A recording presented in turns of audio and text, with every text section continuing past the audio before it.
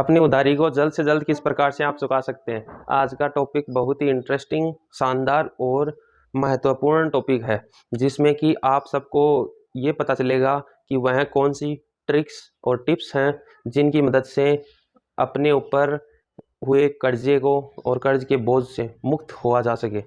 पहला तरीका ये है कि आपके ऊपर जितनी भी अलग अलग प्रकार की उधारियां हैं, जैसे कि आप मान के चलो आपके ऊपर पर्सनल लोन है, होम लोन है, क्रेडिट कार्ड का लोन है और गोल्ड लोन है, तो आप उसको उस प्रायिकता के हिसाब से सेट कर दीजिए। एक कॉपी लीजिए, पेन लीजिए, उस पर प्रायिकता के हिसाब से सेट कर दीजिए। जैसे कि सबसे छोटा लोन कौन सा है, उसके बाद में बड़ा कौन सा, उसके बाद में बड़ा कौन सा, उसके बाद इस हिसाब से एक प्रायोरिटी टेबल बना लीजिए। ओके, अब प्रायोरिटी टेबल बनाने के बाद में आपको सेकंड काम क्या करना है कि आप सबसे पहले उस लोन को चुकाइए जो सबसे छोटा लोन हो, और उसका आप एक टाइम लिमिट सेट कर लीजिए। जैसे कि अभी आज मान लीजिए मेरे पास सबसे छोटा लोन है 20,000 का, ठीक है। तो मैंने ये सेट कर लिया कि 15 दिनों में मेरे को इस 20,000 के लोन को चुकाना है, और 15 दिन के अंदर मैंने सबसे छोटा लोन चुका दिया। अभी आप मान लीजिए टोटल 5 थे, अभी जैसे ही आपने वो चुकाया, अभी कितने बच गए आपके ऊपर? 4। तो उससे आप में एक सेल्फ कॉन्फिडेंस डेवलप हो जाता है, जो कि आपसे आगे बढ़ने और बड़े लोनों को चुकाने की आप में कैपेबिलिटी देता है। तो अगर आप जैसे ही आपने वो चुका दिया, अभी 4 लोन आप पे बचे हैं, फिर उसके बाद में जैसे अगला लोन 50,000 का है, तो आप 50,000 में क्या होता है, वो पता है कि आपको 15 दिन में तो नहीं चुका सकते, लेकिन 15 दिन और 1 महीना 45 दिन में उसको आराम से चुका सकते हो। इसलिए 45 दिन का टारगेट बना के सेकंड वाले लोन को भी आप चुका दीजिए। अब उसके बाद में आप देखेंगे कि लोन मेरे ऊपर सिर्फ 3 ही बचे हैं, 3 लोन ही हैं अभी, और 3 लोन में से मैंने 5 में से 2 चुका दिए हैं। तो मतलब 55% या 60% लोन बचा है लगभग। आप में वो डेवलपमेंट आ जाएगा, आप में वो खुशी की लहर या power of self confidence develop हो जाएगा, जिससे कि आप सोचोगे कि हाँ, इतना तो मैंने चुका दिया, आगे भी मैं चुका सकता हूँ। फिर थर्ड लोन है, वो मान लीजिए आप 90,000 रुपये का है, आपको पता है वो 1.5 महीने में नहीं पूरा होगा, उसके लिए 3 महीने का टारगेट चाहिए। तो 3 महीने बाद में आपने डिसाइड किया और अरेंज करके पैसा, कुछ भी कहीं से भी आपने अरेंज करके, जैसे ही तीसरा लोन चुकाया, आपको और ज़्यादा कॉन्फिडेंस डेवलप हो जाएगा कि मैंने आधे से ज़्यादा लोन चुका दिए, अभी 2 ही हैं। 2 में क्या होता है कि एक्चुअली में ये होता है कि 80% चीज़ें करने से 20% हमको फ़ायदा मिलता है। 80-20 प्रिंसिपल या परेटो प्रिंसिपल बोलते हैं।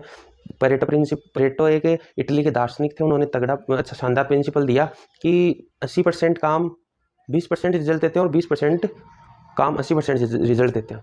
तो उसके बाद में क्या होगा, जैसे 2 लोन बचेंगे, तो 2 लोन में से आपको एक जो लोन है उसको आपको थोड़ा टाइम दे के चुका देना है, लास्ट वाला लोन बचा ही रहेगा। जैसे मान लीजिए सबसे बड़ा लोन है आपका होम लोन, तो आप होम लोन को चलने दीजिए। होता यही है, 80% अगर आपने कर दिया, 20% छोड़ भी दिया, तो वो आप उससे काफ़ी ज़्यादा बेहतर स्थिति में हो जब आपके ऊपर 5 लोन थे। अभी आपके ऊपर 1 लोन है, और भगवान करेगा तो वो भी कंप्लीट जल्दी हो जाएगा। ये लोन चुकाने का सबसे नायाब, शानदार, ज़बरदस्त तरीका है। और दूसरी चीज़ ये, अनावश्यक बिना मतलब के लोन से आप बचें, क्योंकि अगर आप बिना मतलब के लोन लेंगे तो वो लोन आपको एंड ऑफ द टाइम परेशानी करेंगे। इसलिए आप जितना हो सके आप उनको कवर अप करते लेके आइए, और उन ऐसे लोनों से ज़्यादातर आपको बचना चाहिए जो लोन ये कहते हैं कि आज मैं आपको पैसा देता हूँ, आप मेरे को 12 महीने बाद एक साथ दे देना। तो एक साथ में क्या होता है कि हमें वो इतना वो नहीं होता है सेल्फ डिसिप्लिन कि हम एक साथ में पूरा थोड़ा थोड़ा करके सेविंग अकाउंट में जमा करवा के दे दें।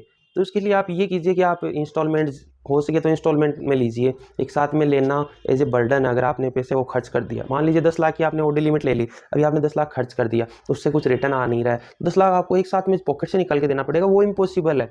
और फिर अगले साल वही कंपाउंडिंग काम करने लग जाएगी उस पर, और वो बहुत ज़्यादा बर्डन है। इस प्रकार से काफ़ी लोगों को नुकसान होता है और काफ़ी घर डूबते हुए मैंने देखे हैं। इसलिए हो सके आप इंस्टॉलमेंट में दे दीजिए उनको। इंस्टॉलमेंट में क्या फ़ायदा होता है, एक तो आपको ब्याज कम लगता है, क्योंकि जितना आपने चुका दिया ब्याज उस पे नहीं लगेगा, जितना आपको बचा उसी पे लगेगा। ओडी लिमिट या फिर एक साथ देने में क्या होता है कि वो ब्याज टाइप चेंज हो जाता है उसका, वो रिड्यूसिंग से फ्लैट की तरफ चला जाता है, और फ्लैट डबल होता है रिड्यूसिंग का। एज मान के चलो, जैसे अगर रिड्यूसिंग के अंदर आपका इंटरेस्ट 10 लाख का 1 लाख बनता है, तो फ्लैट के अंदर 2 लाख बनेगा ही बनेगा। हो सकता है वो ज़्यादा बन जाए, 2-10 भी हो जाए, लेकिन वो ज़्यादा होगा। तो इसमें आपको 1,10,000 का वो नुकसान है, और उसके बाद में जैसे ही वो कंपाउंडिंग होने लग जाता है नेक्स्ट ईयर, तो वो आपकी कंट्रोल से बाहर जाने लग जाता है। इस प्रकार से लोनों से आपको बचना चाहिए। हो सकता है रिड्यूसिंग में ही कन्वर्ट करें, अपने जैसे टाइम ड्यूरेशन कम रखें। एक ये भी चीज़ इंपॉर्टेंट, जैसे आपने 3 साल का लिया, तो आपको ये कवर अप करना चाहिए कि मैं 2 साल का ही लूँ, कहीं से शायद मेरे को थोड़ा बहुत एडजस्टमेंट करना पड़े, लेकिन 2 साल का ही लेना चाहिए। दूसरी चीज़ ये, उससे इंटरेस्ट कम पड़ेगा, और आप जल्दी भी कंप्लीट कर दोगे। जैसे आप कंप्लीट करोगे तो आपको ये सेल्फ सर्टिफिकेशन होगा कि मैंने जितना लोन लिया था मैंने पूरा कर दिया। 2 साल में मैंने मकान बनाने के लिए लिया था, मेरा मकान बन के कंप्लीट हो गया। तो धन्यवाद दोस्तों, मेरा नाम है दीपक स्वामी और आप देख रहे हैं हमारा यूट्यूब चैनल डी बुक। आप हमारे चैनल को लाइक कीजिए, शेयर कीजिए, सब्सक्राइब कीजिए और कमेंट ज़रूर कीजिए, क्योंकि हम आपको ऐसे बहुत इम्पोर्टेंट टॉपिक पे वीडियोस लेके आते रहेंगे, जिससे आप अपनी लाइफ जीने में थोड़ा आसानी होगी, बहुत ज़्यादा आसानी होगी। तो हमारे चैनल को सब्सक्राइब ज़रूर कीजिएगा। धन्यवाद।